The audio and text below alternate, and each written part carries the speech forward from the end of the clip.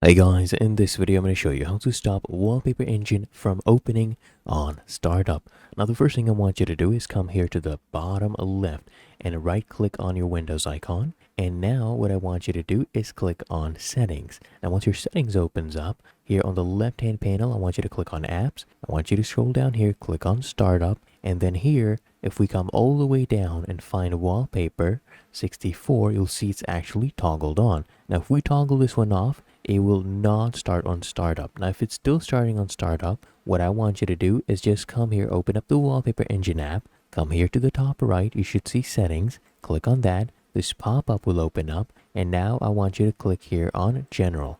Now in the general tab, you should see automatic startup, and the first option is start with Windows. Now if this is toggled on, that means it'll still start up when you turn your PC on. I want you to go ahead and toggle that one off. Make sure you click here on OK to save the changes, and you are good to go. If you found this helpful, make sure you smash that like button and subscribe to the channel. Really helps me out as well.